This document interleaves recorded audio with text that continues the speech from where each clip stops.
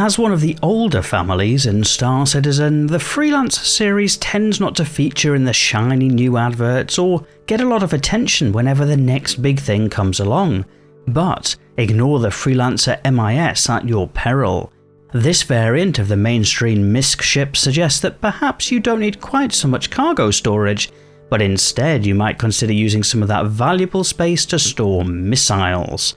But for a ship launched way back at the end of 2018, how does the Freelancer MIS perform in-game in 2024?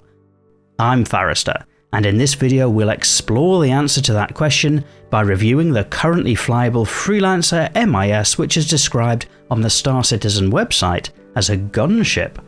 In the interests of brevity, for the rest of this video we'll refer to the ship as the Freelancer MIS. That's by no means a reflection of the accuracy of the ship, it's just easier to say. As ever, if you've seen other reviews on this channel, then you probably know what to expect from this video, with this video following the usual format. It's split into 5 sections, starting with a ship tour, assessing combat performance, reviewing handling and visibility, looking at the operating costs before finally summarising. As always, I've included timestamps in the video description in case you want to skip ahead. And if you're one of the many people watching who isn't yet subscribed to the channel, you might consider clicking that so that you can be notified of future Star Citizen videos as they go live.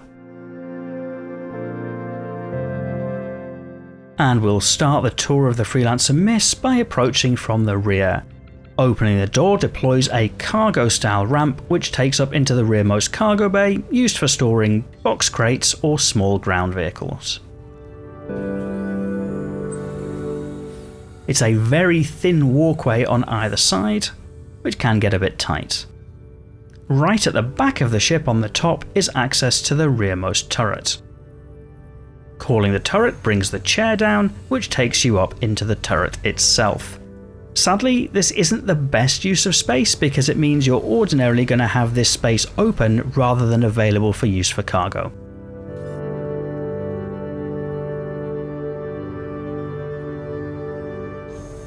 Hopping out of the turret will move from the back of the ship towards the front.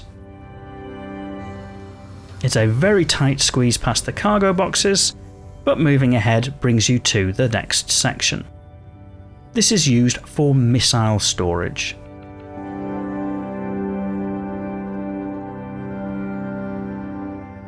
Moving further ahead takes you to the docking section. There is some room for cargo boxes on either side, as well as a docking collar on the top of the ship.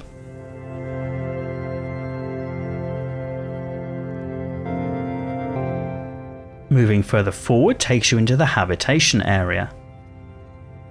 On the right or starboard side is a small cubby with ablutions.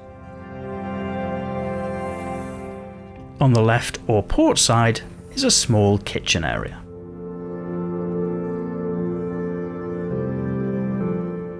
Here, also on the left or port side, is a handy airlock. This can open a door with a ladder to allow for an ingress or egress point from the ship, which is relatively secure. There are 4 beds for the crew. And right at the front of the ship is the cockpit with 4 chairs. The front left chair is for the pilot.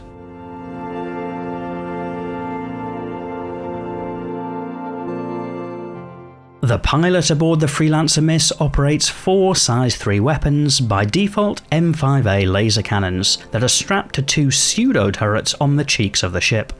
The effect of this is to essentially have a gimbaled weapon set, which does reasonable damage. The cannons chew through the capacitor fairly quickly, but also recharge fairly quickly. That pilot armament is augmented by the main feature of this ship, which is a broad selection of missiles. The MIS carries a whole host of the usual Freelancer missile racks, but then adds additional missiles to the midsection. That means the stock loadout is 28 size 3 missiles. The wing mounts can be swapped out from their default of 8 size 3 down to 4 size 4 or up to 32 size 1 missiles, but the midsection only ever carries size 3 missiles. Defensively, the MIS is equipped with 2 size 2 shield generators, which gives a pretty good defensive performance, similar to what you might find on a Vanguard, for example. The MIS also carries a manned turret at the back of the ship.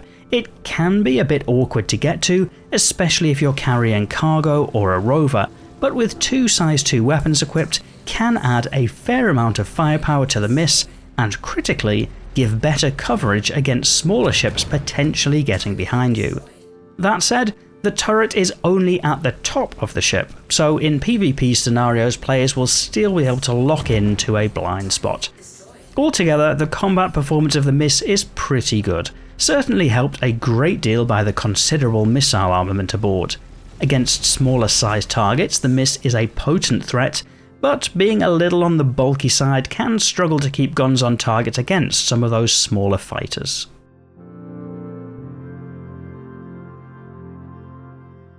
As with many MISC ships, the Freelancer MIS has the notorious thin visor cockpit windshield, which limits visibility above and below, and to some extent even to the front.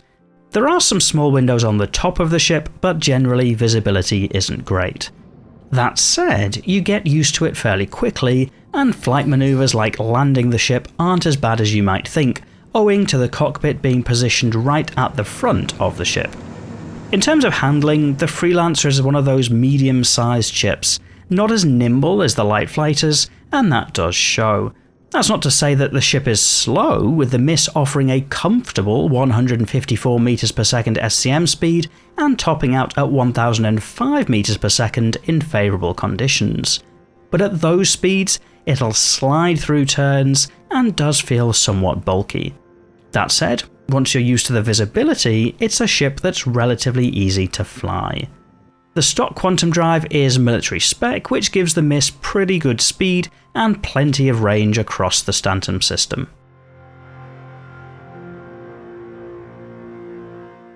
Costs to run the MIS will vary depending on what you've been doing. Refueling and rearming, even for missiles, generally doesn't cost too much, but repairs can be very expensive if you've been in combat and taking heat. Don't be surprised to see 5-figure bills in Alpha UEC. That said, the MIS has a few different options for covering those costs. The 36 SCU of cargo storage aboard, mixed between the rear and midships, is enough to be able to sort of make some profit through trading, although is unlikely to set any records. The internal space at the back could be used for delivery contracts, or theoretically a rock mining rover, which technically fits, although is a bit awkward to get in and out of. But for many, the mainstay for the MIS will be combat contracts, and against AI targets, the Freelancer does just fine at mopping up most similar size ships. There's even the option to use the cargo bay at the back to loot cargo from destroyed ships where possible and sell on for additional funds. In terms of loadout changes, actually the stock loadout seems to work well on the MIS, so for this reviewer, no desperate need to change things.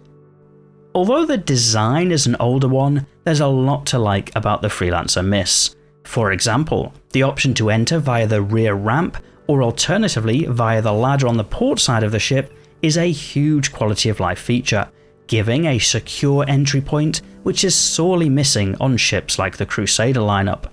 The room at the back gives options for cargo or ground vehicles, which sets up the MIS for a fair amount of utility, and that extends to the inclusion of beds aboard, as well as the ability to flex between solo flight or small multi-crew through the offer of a turret gunner.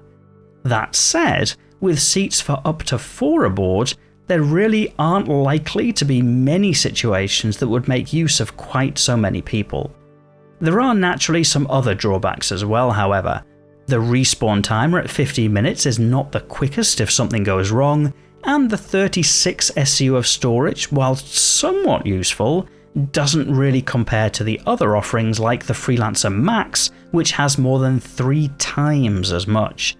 The missiles do add a lot to the firepower potential of the MIS, but can't all be fired at once, and aren't so powerful as to dominate an engagement like the torpedoes aboard the Eclipse or Retaliator.